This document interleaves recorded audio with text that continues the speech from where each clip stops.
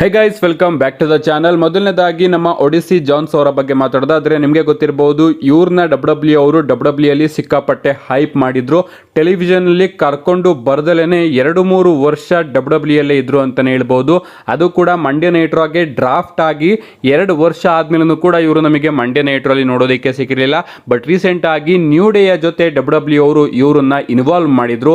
ಅದಾದ್ಮೇಲೆ ಸಡನ್ ಆಗಿ ಡಬ್ಲ್ಯೂ ಅವರು ಒಡಿಸಿ ಜಾನ್ಸ್ ಅವ್ರನ್ನ ಫೈರ್ ಮಾಡಿದ್ರು. ಅಂಡ್ ಆಗ ನಾನು ನಿಮಗೆ ತಿಳಿಸಿದ್ದೆ, ಒಡಿಸಿ ಜಾನ್ಸ್ ಅವರ ಮೇಲೆ ಡೊಮೆಸ್ಟಿಕ್ ವೈಲೆನ್ಸ್ ನ ಅಲಿಗೇಷನ್ಸ್ ಇದೆ, ಅದಕ್ಕೋಸ್ಕರ ಡಬ್ಲ್ಯೂ ಅವರು ಒಡಿಸಿ ಜಾನ್ಸ್ ಅವ್ರನ್ನ ಫೈರ್ ಮಾಡಿದ್ದಾರೆ. ಅಂಡ್ ಇನ್ ಮುಂದೆ ಅವರು ನಮಗೆ ಡಬ್ಲ್ಯೂ ಅಲ್ಲಿ ನೋಡೋದಕ್ಕೆ ಸಿಗೋದಿಲ್ಲ ಅಂತ. ಫೈನಲಿ ಗಾಯ್ಸ್, ಇಷ್ಟು ತಿಂಗಳುಗಳಾದ್ಮೇಲೆ ನಮ್ಮ ಒಡಿಸಿ ಜಾನ್ಸ್ ಅವರು ಈ ಎಲ್ಲಾ ವಿಚಾರಗಳ ಬಗ್ಗೆ ರಿಯಾಕ್ಷನ್ ಕೊಟ್ಟಿದ್ದಾರೆ ಅಂತಾನೆ ಹೇಳ್ಬಹುದು. ರೀಸೆಂಟ್ ಆಗಿ ಅವರು ತಮ್ಮ ಟ್ವಿಟರ್ ಅಲ್ಲಿ ಒಂದು ವಿಡಿಯೋನ ಅಪ್ಲೋಡ್ ಮಾಡ್ತಾರೆ. ಅಂಡ್ ಅದರಲ್ಲಿ ಅವರು ಹೇಳ್ತಾರೆ, ಮೊದಲನೇದಾಗಿ ಇಂಥ ಒಂದು ಕಷ್ಟದ ಸಂದರ್ಭದಲ್ಲಿ ನನಗೆ ಶಕ್ತಿ ಕೊಟ್ಟಿದ್ದಕ್ಕೆ ಜೀಸಸ್ಗೆ ನಾನು ಥ್ಯಾಂಕ್ಸ್ ನ ತಿಳಿಸ್ತೀನಿ. ಅಂಡ್ ಅವ್ರನ್ನ ಪ್ರಾರ್ಥನೆ ಮಾಡಿಕೊಂಡು ನನ್ನ ಮೇಲೆ ಸುಳ್ಳು ವೈಲೆನ್ಸ್ ಅಲಿಗೇಷನ್ಸ್ ಗಳನ್ನ ಹಾಕಿದ್ದಾರೆ. ಒಂದು ಪಾರ್ಟಿಯಲ್ಲಿ ನಾನು ಡ್ರಗ್ ನ ತಗೊಂಡು ಡೊಮೆಸ್ಟಿಕ್ ವೈಲೆನ್ಸ್ ಮಾಡಿದ್ದೀನಿ ಅಂತ ನನ್ನ ಮೇಲೆ ಕೇಸ್ನ ಹಾಕಿದ್ದಾರೆ. ನಿಜವಾಗ್ಲೂ ಅದೆಲ್ಲದೂ ಕೂಡ ಸುಳ್ಳು. ಈಗ ನಾನು ಅವ್ರ ವಿರುದ್ಧನೇ ಕೋರ್ಟ್ ಕೇಸ್ನ ಮಾಡ್ತೀನಿ. ಅಂಡ್ ನಾವೇನಿದ್ರು ಕೂಡ ಕೋರ್ಟಲ್ಲಿ ಎಲ್ಲದನ್ನು ಕೂಡ ತೀರ್ಮಾನ ಮಾಡ್ಕೊಳ್ಳೋಣ. ಆ್ಯಂಡ್ ಡಬ್ಲ್ಯೂಗೆ ನಿಜವಾಗ್ಲೂ ಕೂಡ ತುಂಬಾನೇ ದೊಡ್ಡ ಧನ್ಯವಾದ. ನನಗೆ ಒಂದು ಅವಕಾಶನ ಕೊಟ್ರಿ, ಅದಕ್ಕೆ ನಿಮ್ಮೆಲ್ಲರಿಗೂ ಕೂಡ ಥ್ಯಾಂಕ್ಸ್.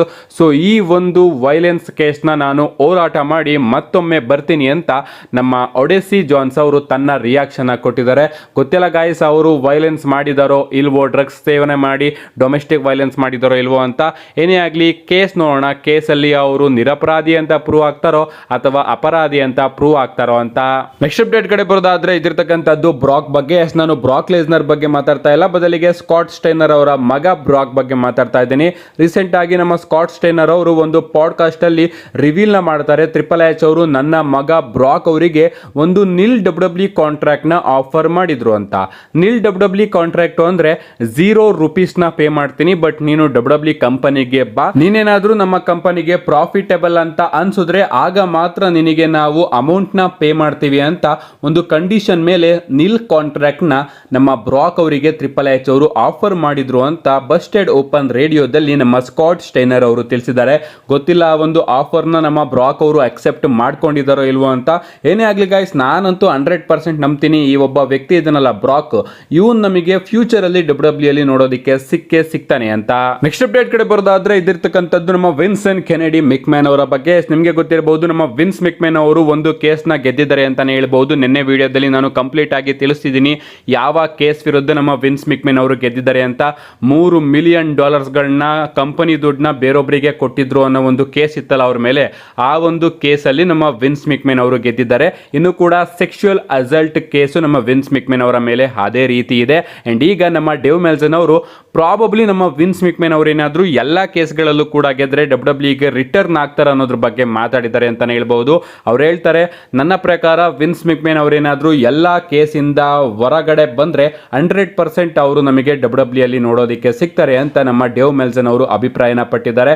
ನನಗೂ ಕೂಡ ಅದೇ ರೀತಿ ಅನ್ಸುತ್ತೆ, ಯಾಕಂದ್ರೆ ಡಬ್ಲ್ಯೂ ಶೇರ್ಸು ಇನ್ನೂ ಕೂಡ ನಮ್ಮ ವಿನ್ಸ್ ಮಿಕ್ಮ್ಯಾನ್ ಅವರ ಬಳಿನೇ ಇದೆ. ಬಟ್ ಮೊದಲಿನಷ್ಟು ಜಾಸ್ತಿ ಶೇರ್ಸ್ ಇಲ್ಲ, ಸ್ವಲ್ಪ ಕಮ್ಮಿ ಶೇರ್ಸ್ಗಳಿದೆ.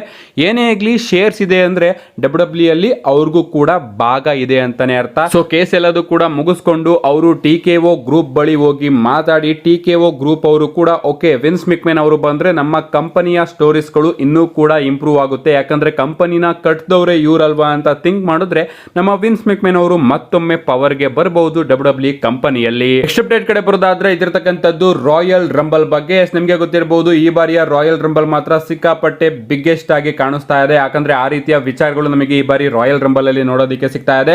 ಈ ಬಾರಿ ರಾಯಲ್ ರಂಬಲ್ ಅಲ್ಲಿ ಗೈಸ್ ಪ್ರಾಬಬ್ಲಿ ನಮಗೆ ಡಬ್ಲ್ಯೂ ಲೆಜೆಂಡ್ಸ್ ಗಳು ಕೂಡ ನೋಡೋದಕ್ಕೆ ಸಿಗಬಹುದು. ಅಂದ್ರೆ 30 ಮೆನ್ ರಾಯಲ್ ರಂಬಲ್ ಅಲ್ಲಿ ಡಬ್ಲ್ಯೂ ಲೆಜೆಂಡ್ಸ್ ಗಳಾದಂತಹ ರಿಕ್ ಫ್ಲೇಯರ್ ಹಾಗೆ ಜಿಮ್ ಡಗನ್ ಅವರು ನೋಡೋದಕ್ಕೆ ಸಿಗಬಹುದು. ಈ ರೀತಿ ಅಪ್ಡೇಟ್ ನ PW ಇನ್ಸೈಡರ್ ಅವರು ಕೊಟ್ಟಿದ್ದಾರೆ. ಅಂಡ್ ರೀಸೆಂಟ್ ಆಗಿ ನಮ್ಮ ರಿಕ್ ಫ್ಲೇಯರ್ ಅವರು ಒಂದು ಸ್ಟೇಟ್ಮೆಂಟ್ ನ ಕೊಟ್ಟಿದ್ರು, ನನ್ನ ಬಳಿ ಇನ್ನ ಒಂದು ಮ್ಯಾಚ್ ಗೆ ಆಡುವಂತಹ ಕೇಪಬಿಲಿಟಿ ಇದೆ ಅಂತ. ಸೊ ಪ್ರಾಬಬ್ಲಿ ಈ ಇಬ್ಬರು ಲೆಜೆಂಡ್ಸ್ ಗಳು ನಮಗೆ ರಾಯಲ್ ರಂಬಲ್ ಮ್ಯಾಚ್ ಒಳಗಡೆ ನೋಡೋದಕ್ಕೆ ಸಿಗಬಹುದು. ಲಿಟರಲಿ ಗೈಸ್ ಇಮ್ಯಾಜಿನೇಷನ್ ಮಾಡ್ಕೊಳ್ಳಿ, 2025ರ ರಾಯಲ್ ರಂಬಲ್ ಅಲ್ಲಿ ರಿಕ್ ಫ್ಲೇಯರ್ ಅವರ ಎಂಟ್ರಿ ಏನಾದ್ರೂ ನಮಗೆ ನೋಡೋದಕ್ಕೆ ಸಿಕ್ಕರೆ ಯಾವ ರೀತಿ ಇರುತ್ತೆ ಅಂತ. ನೆಕ್ಸ್ಟ್ ಅಪ್ಡೇಟ್ ಕಡೆ ಬರೋದಾದ್ರೆ ಇದಿರ್ತಕ್ಕಂಥದ್ದು ನಮ್ಮ ಸೋಲೋ ಸಿಕೋವಾ ಅವರ ಬಗ್ಗೆನೇ. ಎಸ್ ಗೈಸ್, ನಮ್ಮ ರೋಮನ್ ರೈನ್ಸ್ ಅವರ ರೀತಿನೇ ಡಬ್ಲ್ಯೂ ಅವರು ಸೋಲೋ ಸಿಕೋವಾ ಅವ್ರನ್ನ ಎಸ್ಟಾಬ್ಲಿಷ್ ಮಾಡಿದ್ದಾರೆ ಅಂತಾನೆ ಹೇಳ್ಬಹುದು. ಯಾಕಂದ್ರೆ ಇಷ್ಟು ವರ್ಷಗಳ ಕಾಲ ನಾವು ಸ್ಮ್ಯಾಕ್ ಡೌನ್ಗೆ ರೋಮನ್ ರೈನ್ಸ್ ಅವರು ರಿಟರ್ನ್ ಆಗ್ತಾ ಇದ್ದಾರೆ ಅನ್ನೋ ಒಂದು ಗ್ರಾಫಿಕ್ ನ ಮಾತ್ರ ನೋಡ್ತಾ ಇದ್ವಿ. ಬಟ್ ಈಗ Solo Sikoa returns to SmackDown ಅನ್ನೋ ಒಂದು ಗ್ರಾಫಿಕ್ ನು ಕೂಡ ನೀವು ನೋಡ್ತಾ ಇರಬಹುದು.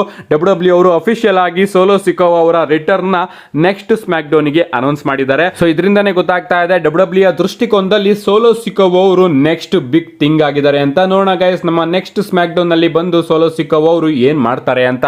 ನಮ್ಮ ನೆಕ್ಸ್ಟ್ ಅಂಡ್ ಫೈನಲ್ ಅಪ್ಡೇಟ್ ಕಡೆ ಬರೋದಾದ್ರೆ ಇದಿರ್ತಕ್ಕಂಥದ್ದು ರಾಯಲ್ ರಂಬಲ್ ಬಗ್ಗೆನೇ. ನಿಮಗೆ ಗೊತ್ತಿರಬಹುದು, ನಮ್ಮ ಪಾಲಿಮೆನ್ ಅವರು ರೋಮನ್ ರೈನ್ಸ್ ಅವ್ರನ್ನ ಅಫಿಷಿಯಲ್ ಆಗಿ 30 men ರಾಯಲ್ ರಂಬಲ್ ಮ್ಯಾಚ್ ಗೆ ಅನೌನ್ಸ್ ಮಾಡಿದ್ದಾರೆ. ಅದಾದ್ಮೇಲೆ ಡಬ್ಲ್ಯೂ ಅವರು ಗ್ರಾಫಿಕ್ ನು ಕೂಡ ರಿಲೀಸ್ ಮಾಡ್ತಾರೆ. ಅಂಡ್ ರೋಮನ್ ರೈನ್ಸ್ ಅವರು ಅನೌನ್ಸ್ ಆಗಿದ ಕೂಡಲೇ ಬೆಟ್ಟಿಂಗ್ ಆಡ್ಸ್ ಅಲ್ಲಿ 2ನೇ ಸ್ಥಾನನ ಪಡ್ಕೊಂಡಿದ್ದಾರೆ ಅಂತಾನೆ ಹೇಳ್ಬಹುದು. ಎಸ್, ನಮ್ಮ ಸೆತ್ ರಾಲಿನ್ಸ್ ಅವ್ರನ್ನ ಬಿಟ್ಟು ನಮ್ಮ ರೋಮನ್ ರೈನ್ಸ್ ಅವರು ಈಗ ಸೆಕೆಂಡ್ ಮೋಸ್ಟ್ ಫೇವರೇಟ್ ಆಗಿದ್ದಾರೆ ಈ ಬಾರಿಯ ರಾಯಲ್ ರಂಬಲ್ ನ ಗೆಲ್ಲೋದಕ್ಕೆ. ನಂಬರ್ 1 ನಲ್ಲಿ ಇನ್ನೂ ಕೂಡ ನಮ್ಮ ಜಾನ್ ಸಿನಾ ಅವರು ಕೂಡ ಇದ್ದಾರೆ. ಸೊ ನೋಡೋಣ ಗೈಸ್, ಈ ಬಾರಿ ಪ್ರಾಬಬ್ಲಿ ನಮ್ಮ ರೋಮನ್ ರೈನ್ಸ್ ಅವರು ಗೆಲ್ಲೋ ಚಾನ್ಸಸ್ ಕೂಡ ಜಾಸ್ತಿ ಕಾಣಿಸ್ತಾ ಇದೆ. ಡಬ್ಲ್ಯೂ ಅವರು ನಮ್ಮ ಜಾನ್ ಸಿನಾ ಅವ್ರನ್ನ ಗೆಲ್ಲಿಸ್ತಾರೆ. ಜಾನ್ ಸಿನಾ ಅವರಿಗೆ ಎಲಿಮಿನೇಷನ್ ಚೇಂಬರ್ ಅಲ್ಲಿ ಒಂದು ಚಾನ್ಸ್ ನ ಕೊಡಬಹುದು. ಅಂಡ್ ಈ ಬಾರಿ 10 ವರ್ಷ ಆದ್ಮೇಲೆ ರೋಮನ್ ರೈನ್ಸ್ ಅವರು ಮತ್ತೊಮ್ಮೆ ರಾಯಲ್ ರಂಬಲ್ ನ ಗೆಲ್ಲಬಹುದು. ಅಂಡ್ ಅದಕ್ಕೂ ಇದಕ್ಕೂ ಡಿಫರೆಂಟ್ ಏನಪ್ಪಾ ಅಂದ್ರೆ ಈ ಬಾರಿ ಕ್ರೌಡ್ ಸಪೋರ್ಟ್ ನಮಗೆ ರೋಮನ್ ರೈನ್ಸ್ ಅವರ ಮೇಲೆ ಜಾಸ್ತಿ ನೋಡೋದಕ್ಕೆ ಸಿಗುತ್ತೆ. ಅಂಡ್ ಲಾಸ್ಟ್ ಟೈಮ್ ಅವರು ರಾಯಲ್ ರಂಬಲ್ ನ ಗೆದ್ದಿದ್ದು 2015ರಲ್ಲಿ. ಸೊ ಈಗ 2025 10 ವರ್ಷದ ಗ್ಯಾಪ್ ನು ಕೂಡ ಡಬ್ಲ್ಯೂ ಅವರು ಇಲ್ಲಿ ಫಿಲ್ ಮಾಡ್ದಂಗೆ ಆಗುತ್ತೆ. ಅಂಡ್ ಒಂದು ಕಂಪ್ಲೀಟ್ ಸ್ಟೋರಿ ಲೈನ್ ನ ಡಬ್ಲ್ಯೂ ಅವರು ಇಲ್ಲಿ ತಗೊಂಡು ಬಂದಂಗೆ ಆಗುತ್ತೆ. ಆಗ್ಲೂ ಕೂಡ ರಾಕ್ ಅವರು ಆ ಒಂದು ಟೈಮ್ ಅಲ್ಲಿ ಇದ್ರು. ಅಂಡ್ ಈಗಲೂ ಕೂಡ ರಾಕ್ ಅವರು ಬಂದಿದ್ದಾರೆ.